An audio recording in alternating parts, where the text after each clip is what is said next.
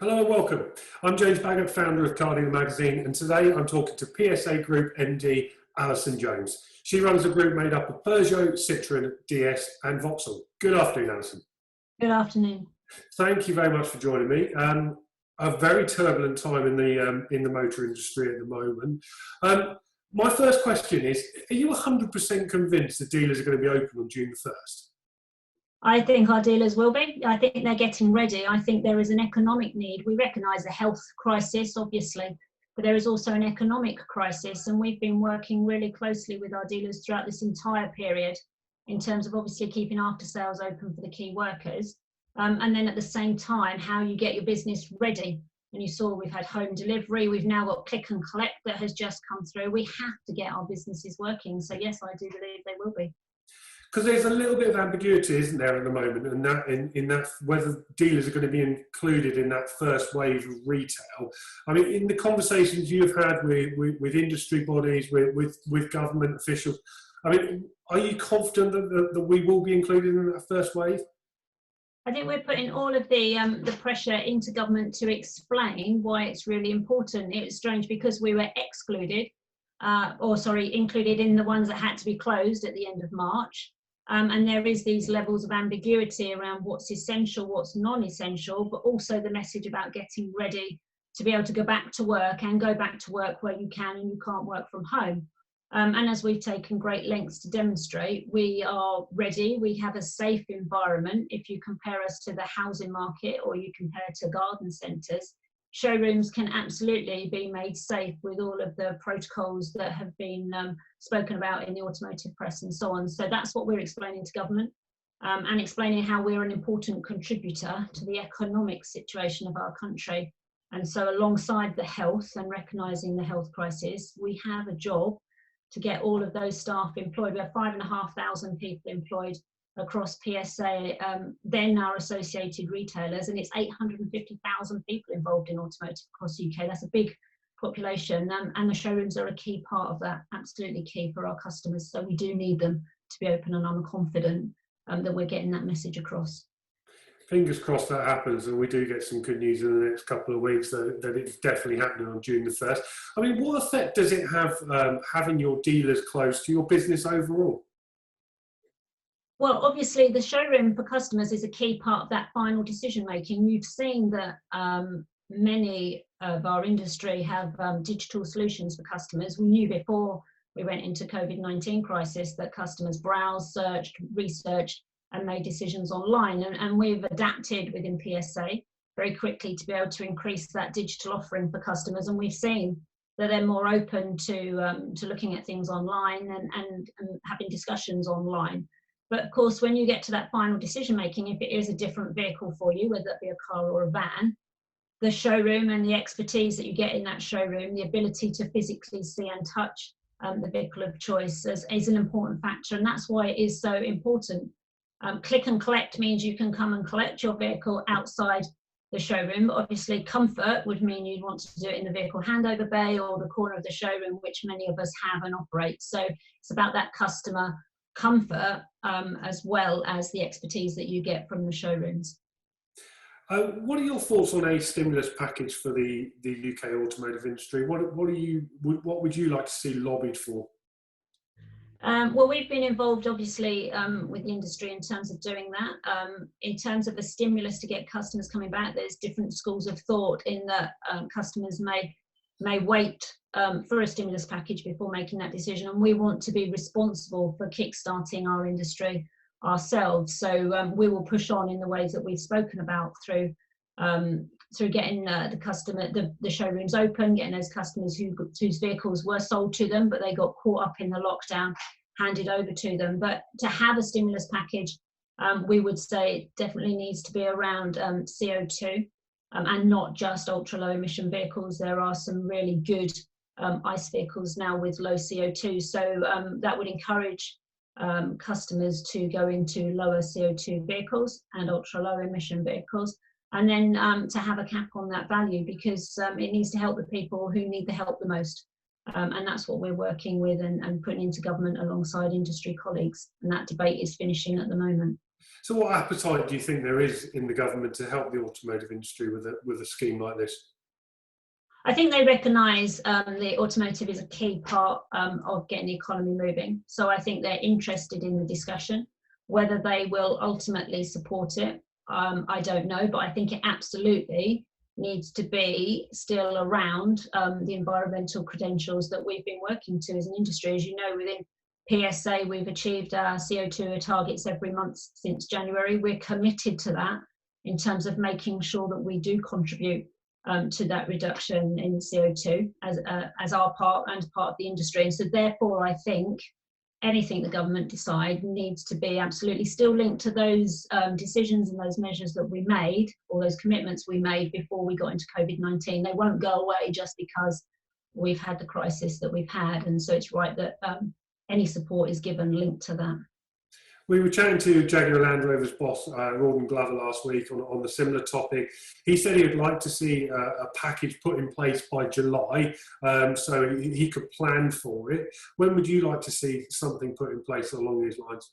Yeah, it links to what we've been saying as an industry, in that, if you're coming out of lockdown, there will be some pent-up demand in terms of customers who are making the decision at the point went into lockdown, and we've got customer vehicles that are due to be handed over. So you might think there's a little rally in terms of the market, but then it'll get really difficult, I think, influenced by the economic factors around us and outside of our businesses. So the 1st of July was a suggestion, and it would link to obviously the September car market. However, what I would say is any decision would need to be made sooner rather than later, because if people and customers think there is a stimulus package, then that won't help us in terms of getting the industry started. And we've seen that in some of the other countries where the rumour of a stimulus package has been discussed, but it's gone on for some weeks. All it's done is actually dampen down any market that we've got. So we need to be responsible for this ourselves as well, and get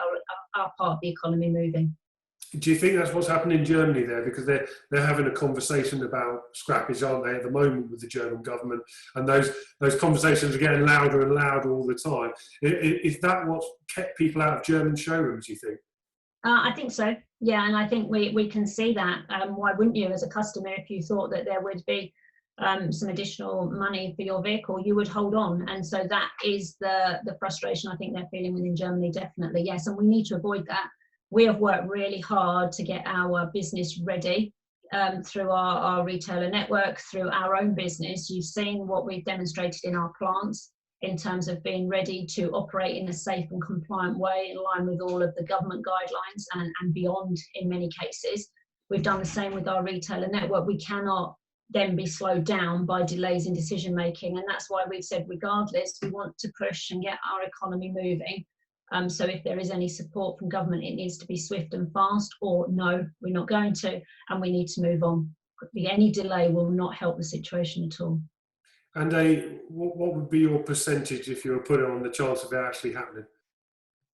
50-50 at the moment, I think. You see on the news every night the discussions and the pull on the government in terms of funding for various different topics. I think we have a stronger chance if they accept the environmental support, but I really don't know. I think the call on the government to support so many industries is really large. It's big. It's big amounts of money, isn't it? So we know we received the additional support as everybody else in terms of furlough, which is good. I think that was a call that will really help in terms of being able to bring people back part-time and do it over a longer period of time. That was a major step forward. We've got the click and collect. We have the home delivery. We'll push for the showrooms to be open because it's a more manageable way and a more customer-friendly way of handling it in a safe environment. But I'm not sure about the market stimulus. I don't know. Have you had to delay any car launches because of this? We've delayed some by a month or 2 months, but that's purely as a result of the production shutdown. But they are still coming. So the delay is purely because of the production plant slowing down and everything being stopped, or brutally, it's not slowing down, brutally stopped. So, but we will continue, and we've continued to invest in our R&D that's been protected, and those launches are protected. They're just delayed by a month or so, or however long the lockdown goes on for, or the production doesn't start up. So nothing more than that. How devastating do you think this crisis is going to be on this industry in terms of job losses? I mean, we're reporting on this on a regular basis. Some dealer groups are talking about making job cuts of up to 20%. I mean, what are you hearing with the people that you're talking to, and are you going to have to plan to make any job cuts? We're hearing similar volume. If you think that the market drops from anywhere from, what was it, predicted 2.5 million, and then the latest predictions are about 1.8 million this year. Of course, it has an impact on the staffing across the retailer groups. And then we have to assess what's happening within our business. We've not got any plans that we've announced currently. But if the size of the automotive industry shrinks, of course, every business has to look at what it needs in terms of staff to be able to respond to that. It's difficult, you know, and it's not just our industry, that's across the whole of the UK economy and Europe wide. It's had a massive impact, and depending on which reports you look at in terms of the recovery of the market, the recovery of the country, you can't avoid it having an impact, unfortunately. But that's why furlough is really helpful in terms of trying to be able to help businesses continue to delay those decisions, see how customers respond. And that's why having our businesses fully operational, open, as it, you know, in a safe and compliant way is so important, minimising the amount of time that businesses are closed, accepting that we have a health crisis, but adapting. You look around at what's happened and how we've adapted our businesses at speed. I mean, it's not been that many weeks to be able to say, look, we can operate in a safe way. We know there are people who are using their vans more. The mileage is increasing. We know people are using their cars in a different way to they were. So there is a demand out there. We just don't know the size and the scale of that demand, and we need to get our businesses open to be able to see that properly. How important was that extension to the furlough scheme to the automotive industry? It's a lot of people have started those consultations with their staff. Do you think this is going to avert a huge number of job losses? I think it'll delay decisions, which is good. So if we can combine that with getting the market back and running and working and seeing the scale of it, it's given an important breathing space. What it has also done is the part-time element was really strong. So we've seen in other countries across Europe, you can short-time work, which means you can take a skill or a specialism, a person, and bring them in for maybe 3 hours on a Monday and 3 hours on a Wednesday. We weren't able to do that in the UK, so you're having to decide someone was either all in or all out, as we know, and that is quite difficult when you're then trying to get a business moving. Because if you want a particular skill set in sales admin or a technician, but you haven't got time for a full version of them, a 5-day a week, furlough gives you that option to actually open your business in a controlled way based on customer demand and a flexibility that wasn't available or isn't available up until the end of July. So it's really welcomed, and we've been speaking to government about that. I think it is a really good step forward for our industry, because we have a wide range of skill sets, you know, and you might want somebody for half a day, 3 days a week to start with to get that skill set, rather than trying to get one person to be able to cover things way beyond what they would normally do. Yeah, I've certainly heard it's a very positive move with the dealers over the last couple of weeks. Yeah. I'd like to get your idea of what the sales picture will look like going forward. I mean, I know we've talked about those SMMT figures and predictions. What's your gut feeling for the rest of this year? And also, what do you think next year is going to look like? I think this year you'll see a slight increase. We're talking from a really low base, but as I said, I think you'll see that pent-up demand of the vehicles that were caught in lockdown, customers' orders, and we've had it where customers saying, I really want my car or my van that I ordered before. So we'll see that, and it'll slightly increase at whatever point we fully open. It'll be interesting to see with click and collect. I think we're expecting quite a bit of movement in May and possibly into June, but that'll then depend on the order banks that have got built. The actual customers coming in, we've seen, and I think as an industry, we've seen good online interest, and you'll get some positivity, I think, because customers may take a different view of how they live their lives and the money that they've potentially saved whilst they've been in lockdown. So that's the positive.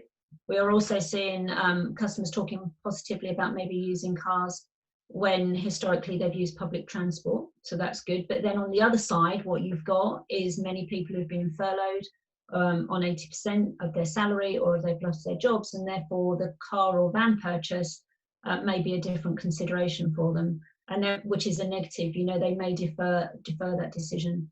And then, of course, obviously in business, you're seeing growth in new business areas, which give us fleet opportunities, but equally businesses that are lost. So it's really variable, and I think the SMMT consensus of 1.8 million for this year is a fair reflection, I think, and in line with GDP or any other economic indicator that you see.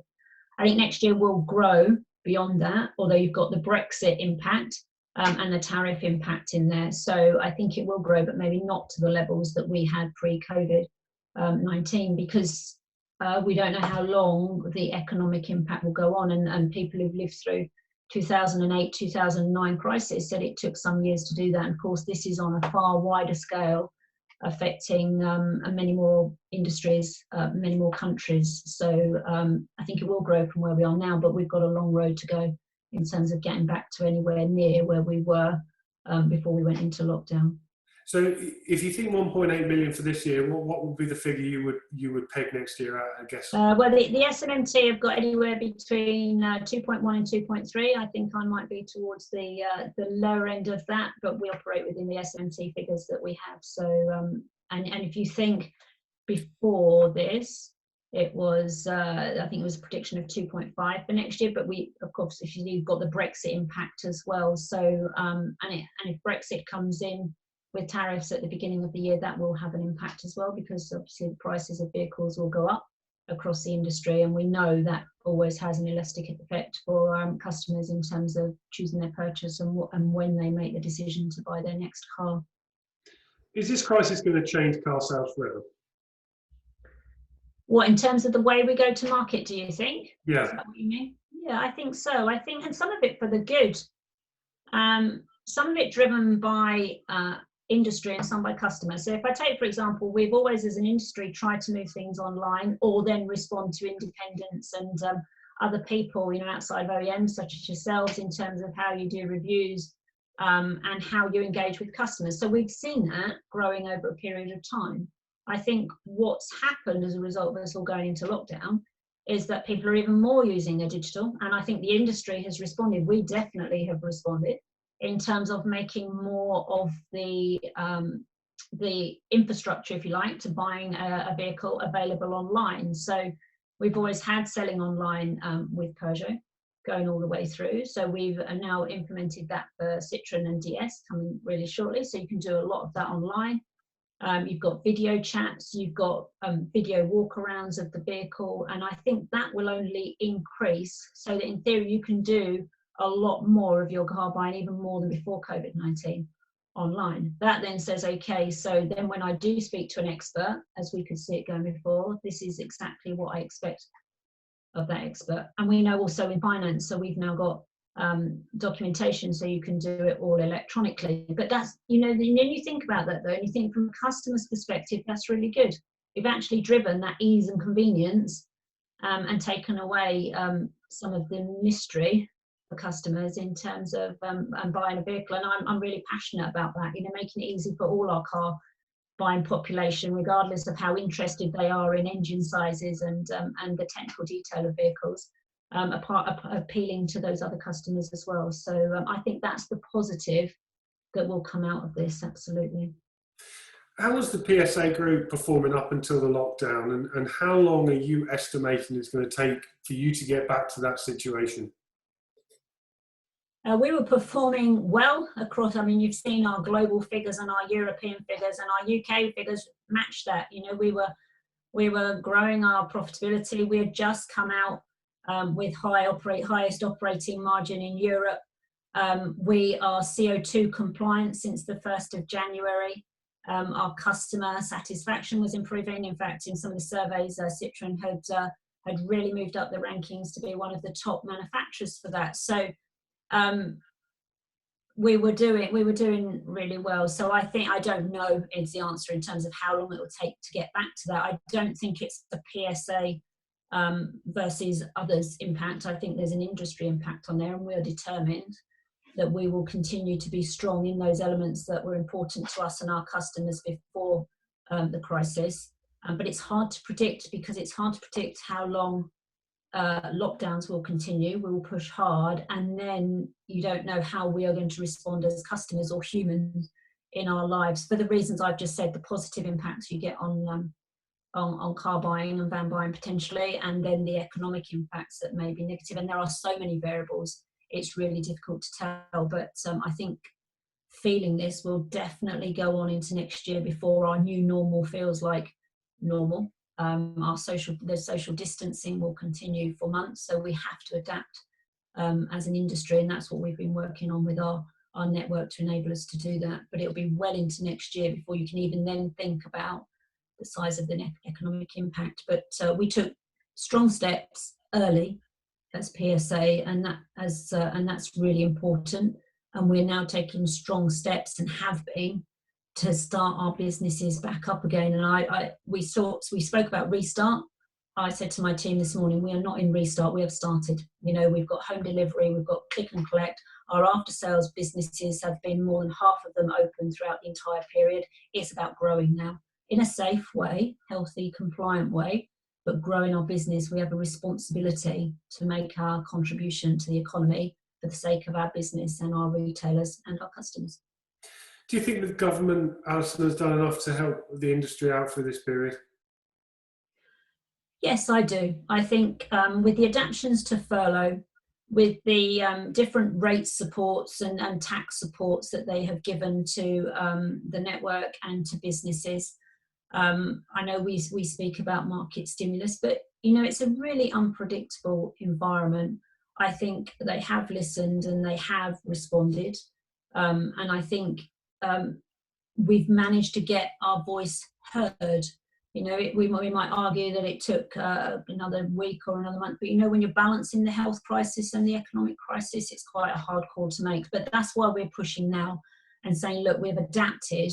We need to absolutely be able to open our businesses fully, even if they're on skeleton staffs, so that we can start to build that. Because they speak about manufacturing being open, but it's no good having manufacturing open if we haven't sold cars and vans and pulling them through the system. We're not going to build vehicles to have them stood in car parks. We need to start pulling those cars through the system, one, for the orders that we've already got, and then two, in terms of new customers and new orders. And that is what will generate manufacturing and enable the automotive industry and manufacturing to be able to start and get really working. It's an ecosystem, it's an entire ecosystem, and it's all interlinked. You can't just start one part without the other.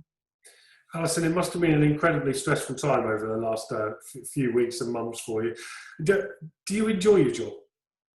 Yes, I do enjoy my job. Yeah, I like the variety. Anybody who knows my background will know I like variety, I like complexity, and I like working in large teams to drive positive business results. So it can be really complicated when something like this happens. But what you do is you draw on your experiences, you're open to new ways of working, absolutely, and then you look for the positives, and you have to be really resilient.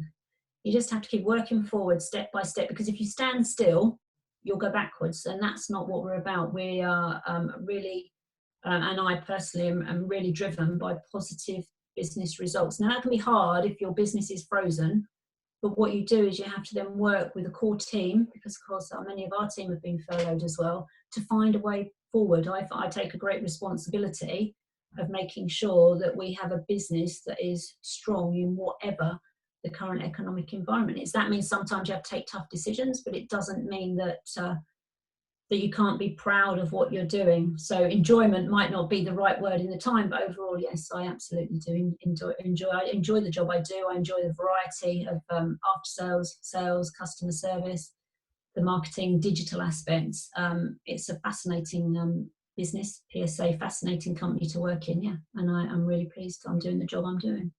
And lastly, what's the most important thing this crisis has taught you personally? I think it's reinforced probably resilience. I've lived through a few things in my career that show resilience and determination.